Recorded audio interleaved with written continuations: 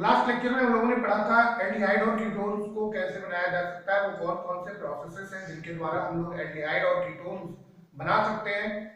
हम लोगों ने एल्डिहाइड और कीटोन्स को सेपरेटली बनाने के लिए भी मेथड्स देखा था कि वो कौन सारे मेथड्स हैं जिनसे हम लोग एल्डिहाइड और कीटोन्स को सेपरेटली बना सकते हैं। यानी all those methods through which we can prepare only aldehyde and all those methods through which we can prepare only ketones।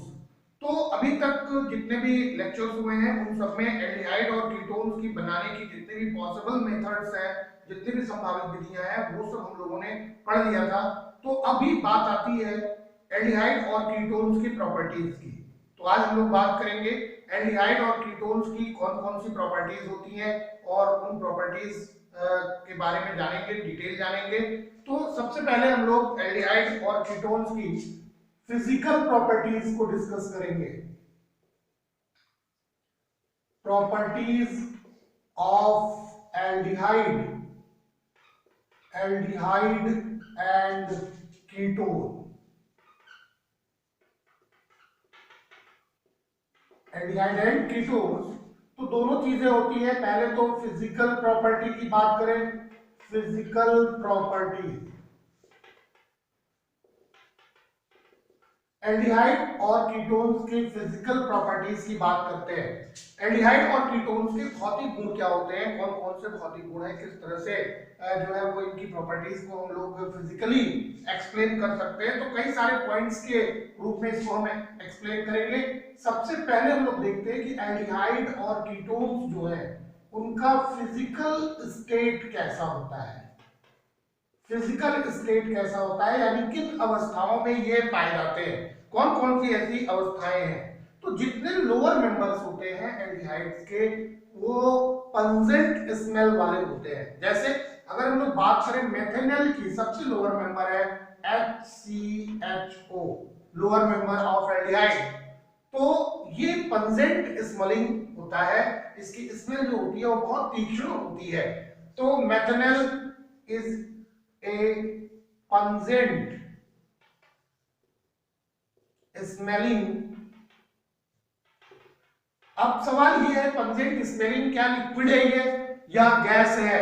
तो ये पंजेंट स्मेलिंग गैस है।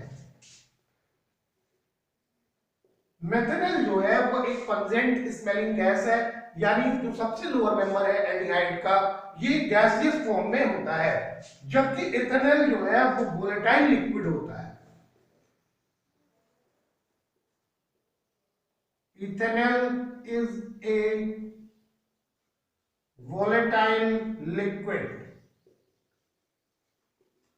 इथेनॉल जो है वो एक वोलेटाइल लिक्विड है और इसका जो बॉइलिंग पॉइंट होता है, बॉइलिंग पॉइंट ये 294 केल्विन होता है। तो मेथेनॉल पंजेंट स्मेलिंग गैस है, जबकि इथेनॉल जो है वो वोलेटाइल लिक्विड है जिसका बॉइलिंग पॉइंट 294 केल्विन होता है। अभी अगर अन्य एल्डिहाइड्स की बात करें और कीटोन्स की बात करें जिसमें अप टू 11 कार्बन एटम होते हैं, ये सब कलरलेस लिक्विड्स होते हैं। तो other aldehydes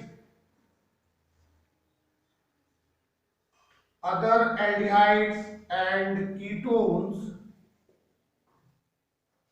up to 11 carbon atom, जिसके कितने 11 कार्बन एटम होते हैं, तो up to 11 carbon atom are colourless liquid. ये कलरलेस लिक्विड्स होते हैं, कलरलेस लिक्विड्स। जितने भी अन्य एल्डिहाइड हैं और कीटोन्स हैं जिसमें 11 कार्बन तक है, 11 कार्बन एटम तक के जो कंपाउंड्स हैं एल्डिहाइड और कीटोन्स के, ये कलरलेस लिक्विड्स होते हैं। यानी इनका जो ये जो होते हैं वो लिक्विड फॉर्म में होंगे और लिक्विड फॉर्म का कोई प्रॉपर कलर नहीं होता है। अब अगर और ऊपर करें, इससे भी जो हायर मेंबर्स होंगे तो they are solid. Still higher members और सॉलिड। इससे भी ऊपर के जो मेंबर होंगे तो सॉलिड होंगे। तो इस तरह से हम लोग ने क्या देखा कि एल्डिहाइड और कीटोन्स जो होते हैं ये तीनों स्टेट में पाए जाते हैं, यानी सॉलिड, लिक्विड और गैस। जो स्मॉलेस्ट मेंबर है, जो सबसे छोटा मेंबर है इस होमोलोगस सीरीज का, वो पंजेंट स्मेलिंग गैस होता है। अगर उससे ऊपर चले, इथेनॉल की बात करें तो ये वोलेटाइल लिक्विड है। इससे ऊपर अगर चलते हैं अप टू 11 कार्बन एटम तक के एल्डिहाइड और कीटोन्स जो होते हैं वो कलरलेस लिक्विड्स हैं, जबकि उससे ऊपर के मेंबर्स की अगर हम लोग बात करें तो वो सॉलिड स्टेट में होते हैं। तो इस तरह से देखा जाए तो एल्डिहाइड और ketones on the basis of number of carbon atoms shows different physical state, gas, liquid, solid, तीनों स्टेट में ये पाए जाते हैं। दूसरी चीज जो हम लोग बात करेंगे वो बात करेंगे स्मेल की। इनकी गंध कैसी होती है, क्या गंध होती है? तो कुछ एल्डिहाइड्स को छोड़ करके बाकी सभी एल्डिहाइड्स की जो स्मेल होती है वो प्लीजेंट स्मेल होती है। बात समझ में आ गई? तो with the exception of lower aldehyde, जो लोअर एल्डिहाइड होते हैं इनके एक्सेप्शन से, which have unpleasant smell,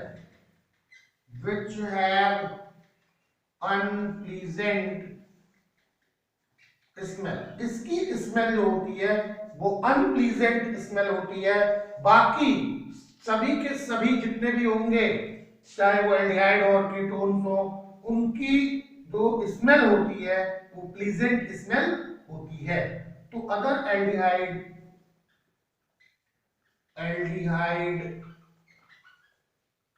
and ketones have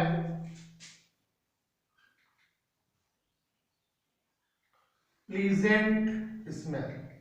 अन्य एल्डिहाइड और कीटोन्स जो होते हैं उनकी स्मेल जो है वो कैसी है? प्लीजेंट स्मेल होती है। अगली चीज जो हम लोग देखेंगे वो ये कि इनकी स्लोबिलिटी कैसी है, ये कैसे हैं, किस तरह से ये स्लोबल होते हैं। तो स्लोबिलिटी की बात कर ले, मिटा लेते हैं इसको।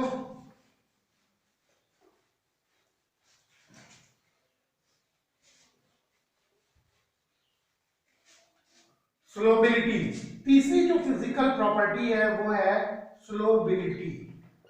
इनकी विलेयता कैसी है, किस तरह से ये किन किन चीजों में ये जो है वो विलेय होते हैं। तो एल्डिहाइड, क्या एल्डिहाइड जो है वो वाटर सोलुबल होता है, क्या कीटोन्स जो है वो वाटर सोलुबल होता है? तो एल्डिहाइड और ketones up to 4 carbon atom, aldehyde and ketones up to 4 carbon atom, aldehyde और कीटोन्स जिनमें क्या हो, 4 कार्बन एटम्स हो, आर वाटर सोलुबल, ये वाटर सोलुबल होते हैं। तो एल्डिहाइड और कीटोन्स जिनके अंदर क्या है, 4 कार्बन एटम्स हैं, यहां तक के एल्डिहाइड और कीटोन्स जो होते हैं वो वाटर सोलुबल होते हैं और वाटर के साथ मिसेबल होते हैं। क्यों? Due to the formation of hydrogen bond, क्योंकि इनके द्वारा हाइड्रोजन बॉन्ड का फॉर्मेशन होता है। ध्यान से देखा जाए, एल्डिहाइड और कीटोन ऐसे कंपाउंड्स होते हैं जिनके अंदर कार्बोनिल कार्बन पाया जाता है, यानी C डबल बॉन्ड O जो है वो एज ए फंक्शनल ग्रुप है। अब अगर ध्यान से देखें यहाँ पे तो क्या चीज हमें दिखती है कि oxygen is more electronegative than carbon. इसलिए जब कभी भी ऐसी सिचुएशन होती है कि ये बॉन्ड ब्रेक होना है तो ये बॉन्ड इस ऑक्सीजन के लिए ब्रेक होगा।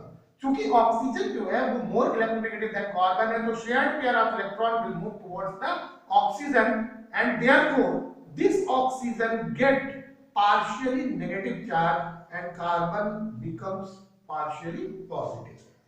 ऐसी कंडीशन में जब कभी भी वाटर का मॉलिक्यूल इसको अप्रोच करता है, ये है वाटर का मॉलिक्यूल, अगर वाटर का मॉलिक्यूल इसको अप्रोच करता है तो there is a bond, because hydrogen from water is partially positive charge oxygen is partially negative and this hydrogen is also partially positive. So negative and positive will attract to each other and they generate a new kind of forces that is known as hydrogen bond. That is known as hydrogen bond. So due to the formation of hydrogen bond, aldehyde and ketones up to 4 carbon atom are soluble in water and completely miscible with water.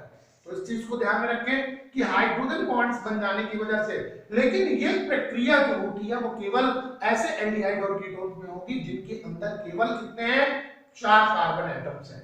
हालांकि aldehyde और ketone की solubility होती है वो धीरे धीरे क्या होती है, घटती जाती है जैसे जैसे इनके एल्किल चेन की लेंथ जो होती है वो बढ़ती है। बात समझ में आ गई?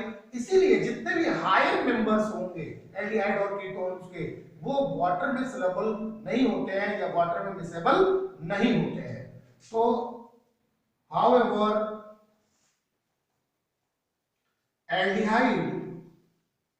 aldehyde and ketones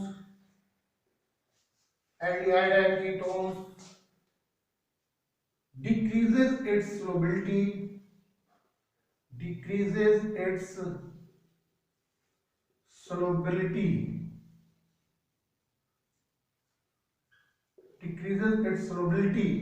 as their hydrocarbon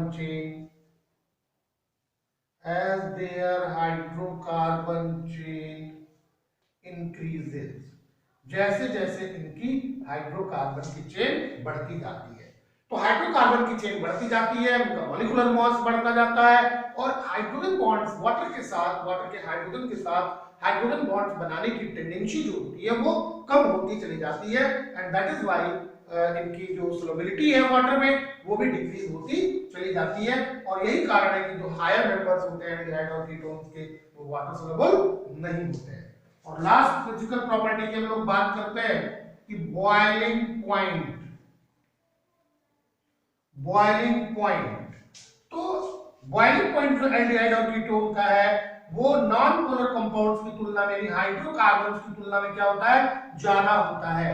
तो the boiling point of aldehyde and ketones is higher than that of non-polar organic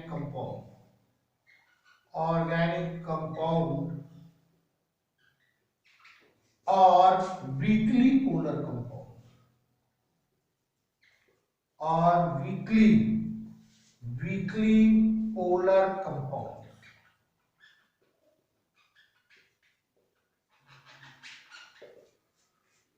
तो जितने भी एल्डिहाइड और कीटोन्स हैं इनके बॉइलिंग पॉइंट्स जो होते हैं वो ज्यादा होते हैं किसकी तुलना में, नॉन पोलर ऑर्गेनिक कंपाउंड की तुलना में या वीकली पोलर कंपाउंड्स की तुलना में। और इसका रीजन क्या होता है, इसका क्या कारण होता है? देखो बॉइलिंग पॉइंट्स जो है वो उन कंपाउंड से, किससे, अल्कोहल से या कार्बोक्सिलिक एसिड से, इनके बॉइलिंग पॉइंट से एल्डिहाइड और कीटोन्स का जो बॉइलिंग पॉइंट होता है वो लोअर होता है। However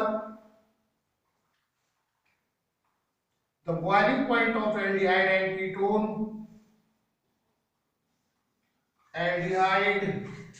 and ketones is lower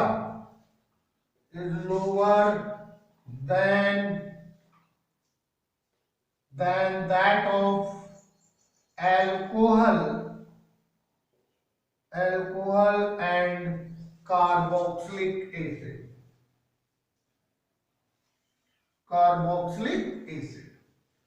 जो बॉइलिंग पॉइंट है एल्डिहाइड और कीटोन्स का वो अल्कोहल और कार्बोक्सिलिक एसिड से क्या होता है, कम होता है, जबकि दोनों के अंदर जो कार्बनों की संख्या समान हो। ऐसा क्यों होता है ऐसा?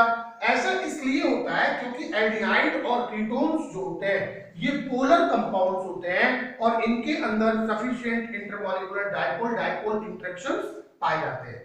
जबकि अगर हम लोग बात करें अल्कोहल की और अगर हम लोग बात करें कार्बोक्सिलिक एसिड की, तो इनकी पोलैरिटी जो होती है वो एल्डिहाइड और कीटोन की पोलैरिटी से कम होती है।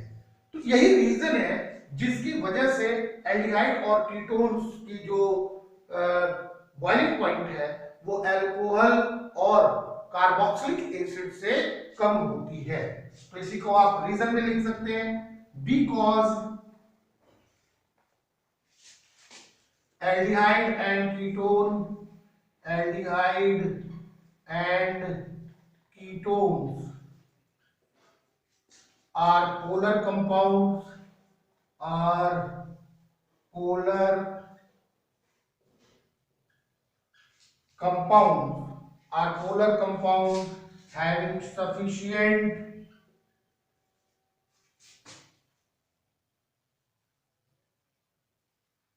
having sufficient intermolecular dipole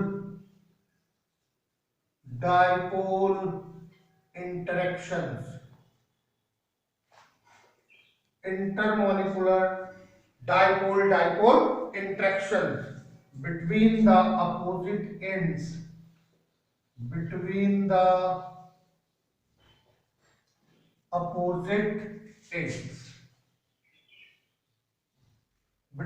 opposite ends of carbon double bond oxygen।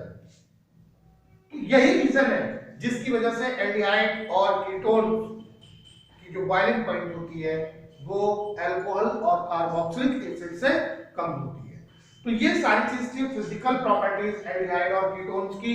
अभी हम लोगों को बात करना है इनके केमिकल प्रॉपर्टीज की। तो हम लोग बात करेंगे एल्डिहाइड और कीटोन्स की कौन कौन सी केमिकल प्रॉपर्टीज हैं और उन केमिकल प्रॉपर्टीज को हम लोग एक एक करके उनके रिएक्शंस और उनकी प्रॉपर्टीज को हम लोग एक्सप्लेन करेंगे। तो फटाफट इसको नोट कर लीजिए।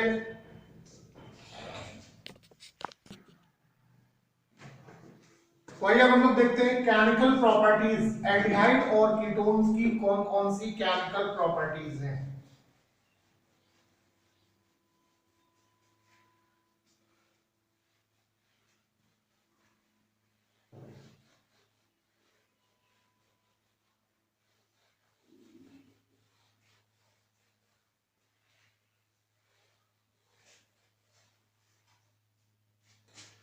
Chemical properties of aldehyde and ketones. Chemical properties of aldehyde and ketones. Aldehyde और कीटोन्स कौन कौन सी केमिकल प्रॉपर्टीज देते हैं, किस तरह की रिएक्शंस जो हैं वो इनके अंदर कन्वेट होती हैं, इन सारी चीजों के बारे में हम लोग अब पढ़ेंगे। तो केमिकल प्रॉपर्टी पढ़ने के पहले हम लोगों को थोड़ा सा ये जान लेना चाहिए कि एल्डिहाइड के अंदर जो फंक्शनल ग्रुप है वो फंक्शनल ग्रुप कैसा है, उसकी प्रॉपर्टी क्या है और किस तरह के रिएक्शंस को वो प्रोसीड करा सकता है, ये चीज हम लोगों को जान लेना चाहिए।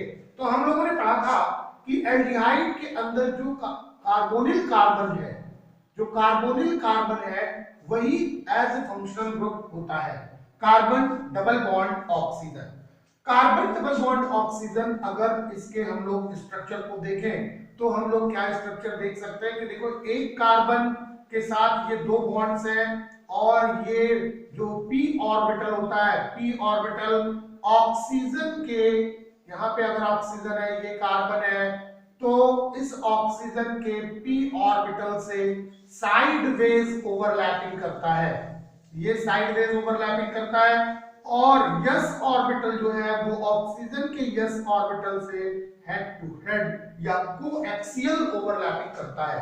तो इस तरह से देखें तो कार्बन और ऑक्सीजन के बीच में एक सिग्मा बॉन्ड है और कार्बन और ऑक्सीजन के बीच में एक पाई बॉन्ड होता है।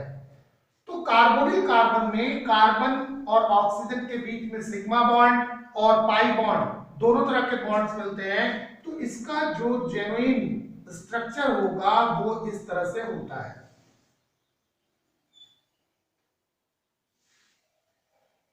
ये p ऑर्बिटल्स हो गए या पाई बॉन्ड्स जो बनाएंगे, और ये s ऑर्बिटल्स हो गए जो सिग्मा बॉन्ड बनाते हैं। इसी चीज को हम लोग इस तरह से भी रिप्रेजेंट कर सकते हैं। अगर इनका रोटेशन के आधार पे हम लोग स्टडी करें तो इस तरह से ये स्टडी की जा सकती है। ये ऐसे इधर, और फिर ये यहां से यहां, और फिर ये इस तरह से, ये इस तरह से किया जा सकता है, इस तरह से। तो अभी एक और चीज हम लोग जो जानते हैं वो क्या, कि ऑक्सीजन के पास डबल बॉन्ड बनाने के बाद भी जो चार हैं, ये चार इलेक्ट्रॉन लोन पेयर्स के रूप में पाए जाते हैं, लोन पेयर्स के रूप में। तो कार्बोनिल ग्रुप के अंदर अगर कार्बन को हम लोग देखें तो डबल बॉन्ड है ऑक्सीजन के साथ, तो ये sp2 हाइब्रिडाइजेशन शो करता है।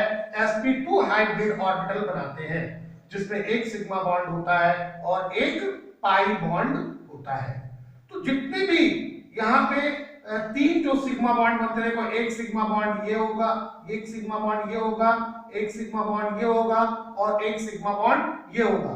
तो तीनों सिग्मा बॉन्ड्स जो होते हैं वो 120 एंगल पर होते हैं। तो all three sigma bonds in the functional group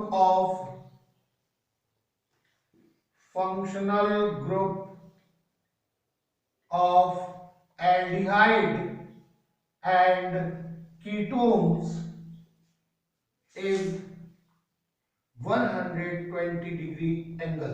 ये 120 डिग्री एंगल पर होता है। दूसरी चीज जो हम लोग देखें कि ऑक्सीजन एटम जो कार्बोनिल ग्रुप में पाया जाता है ये बहुत ज्यादा इलेक्ट्रोनेगेटिव होता है, यानी कार्बन की तुलना में बहुत ज्यादा इलेक्ट्रोनेगेटिव होता है। कैसे? हम लोग जानते हैं इलेक्ट्रोनेगेटिविटी को हम लोग कैलकुलेट कर सकते हैं। तो कार्बन की इलेक्ट्रोनेगेटिविटी देखो, oxygen atom in carbonyl group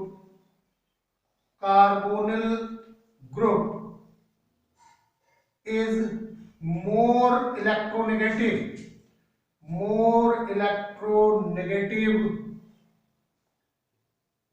than carbon, क्योंकि कार्बन की जो इलेक्ट्रोनेगेटिविटी है ये 2.5 है, जबकि ऑक्सीजन की इलेक्ट्रोनेगेटिविटी जो होती है वो 3.5 होती है।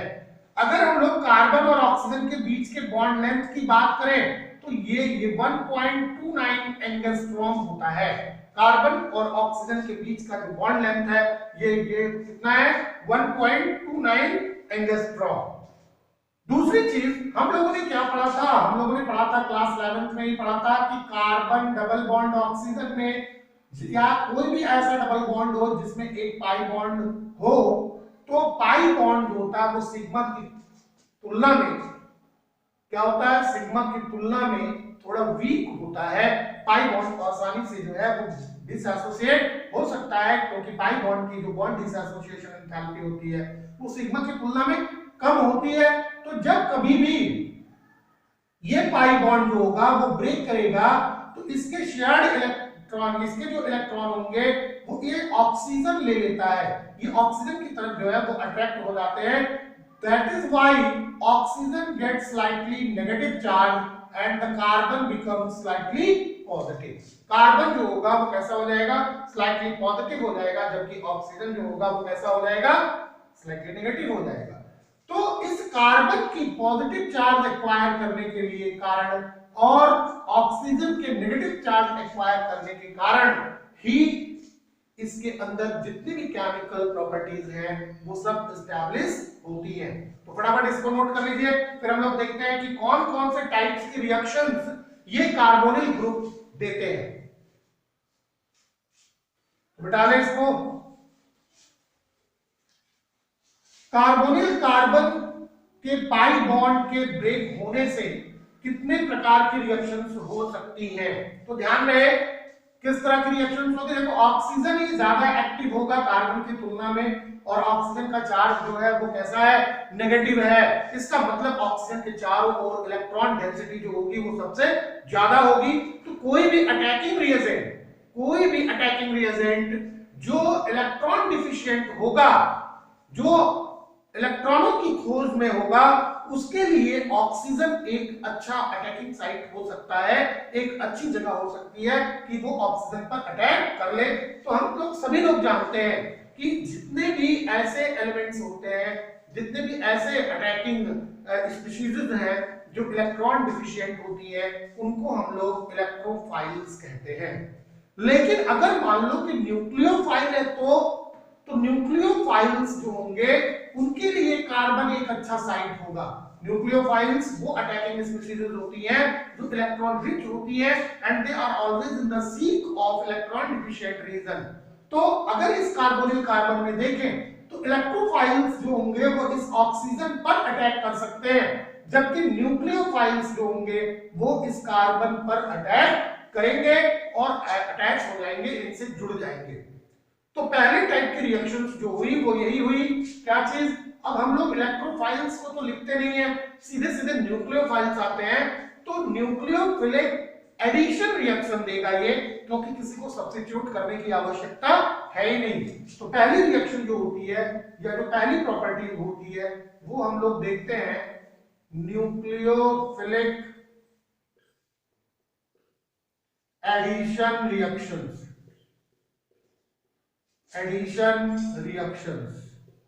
न्यूक्लियोफिलिक एडिशन रिएक्शन, जो भी रिएक्शंस होंगी वो एडिशन रिएक्शंस होंगी। क्यों? क्योंकि यहाँ पे आप देख रहे हो डबल बॉन्ड है, एक बॉन्ड ब्रेक करेगा, तो एक बॉन्ड अगर ब्रेक करने पर कोई भी जो है वो रिएक्शन प्रोसीड होती है तो वो एडिशन ही होती है, सब्स्टिट्यूशन नहीं होती है। क्यों?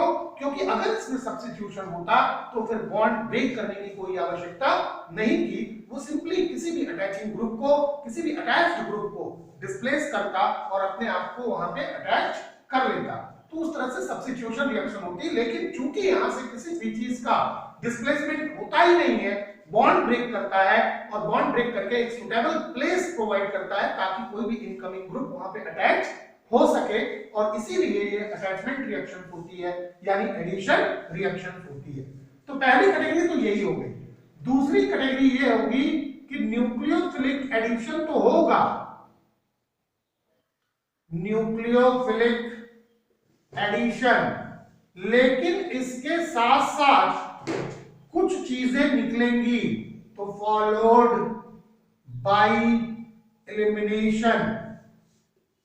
अब एलिमिनेशन किसका होगा ये तो रिएक्शन में पता चलेगा।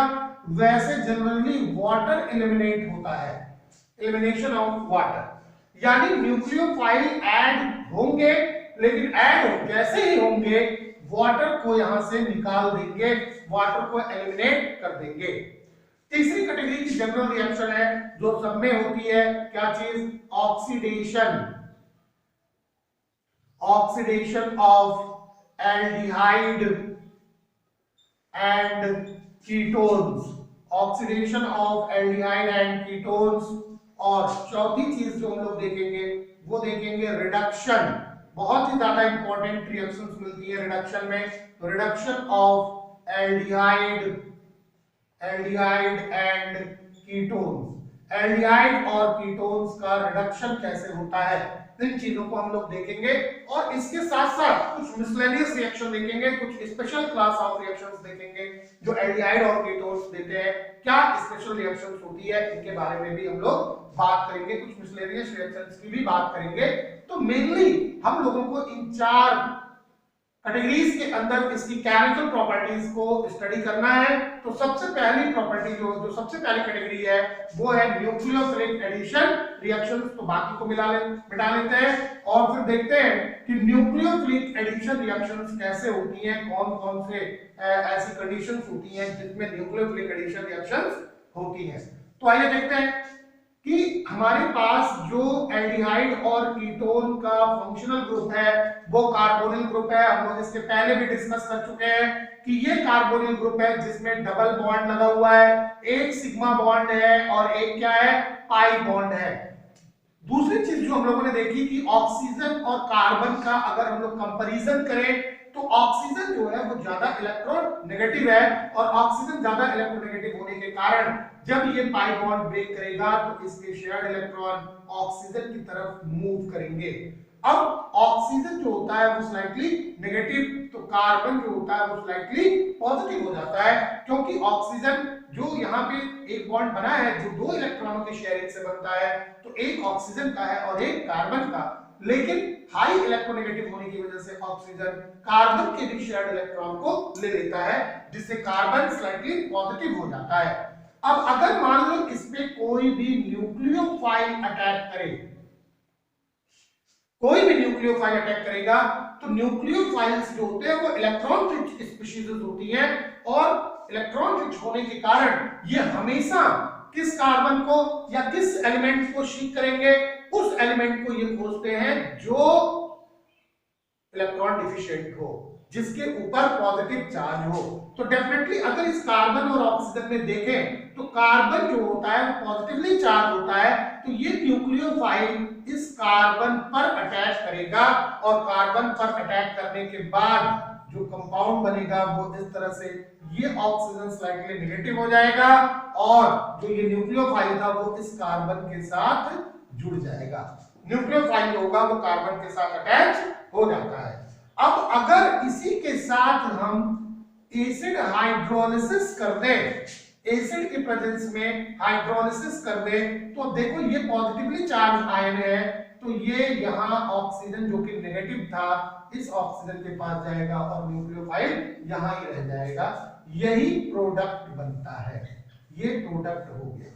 देखने की बात यह है कि ये रिएक्शन जो होती है वो फास्ट होती है, जबकि ये रिएक्शन जो होगी ये स्लो रिएक्शन होती है, ये स्लो रिएक्शन होती है। और इसमें ये चीज है क्या, ये एक इंटरमीडिएट है, ये इंटरमीडिएट का फॉर्मेशन करते हैं, इंटरमीडिएट बनता है। तो इतनी चीजें आप लोगों को समझ में आ गई होंगी। अब जरा हम लोग देखते हैं जो अटैकिंग होती है न्यूक्लियोफाइल्स की, ये कैसे होती है। तो अगर जो न्यूक्लियोफिलिक होंगे वो वीक न्यूक्लियोफाइल्स हैं, तभी हम इनका एसिड हाइड्रोलिसिस करते हैं। अगर वीक न्यूक्लियोफाइल्स होते हैं तो एसिड हाइड्रोलिसिस करते हैं। बात समझ में आ गई। तो if the nucleophiles are weak, अगर न्यूक्लियोफाइल्स कैसे होंगे, वीक होंगे, तो ऐसी कंडीशन में हम जो एल्डिहाइड और कीटोन की रिएक्शंस होती है उसको किसी न किसी कैटलिस्ट की प्रेजेंस में करवाते हैं। तो if the nucleophiles are weak, then the aldehyde and ketones, aldehyde and ketones carry this reaction in the presence of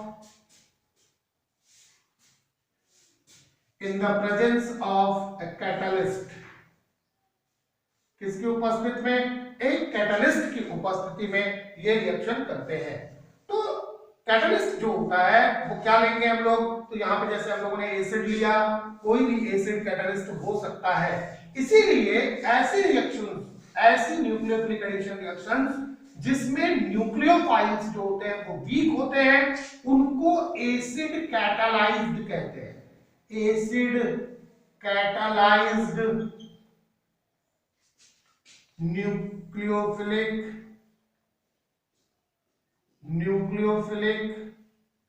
addition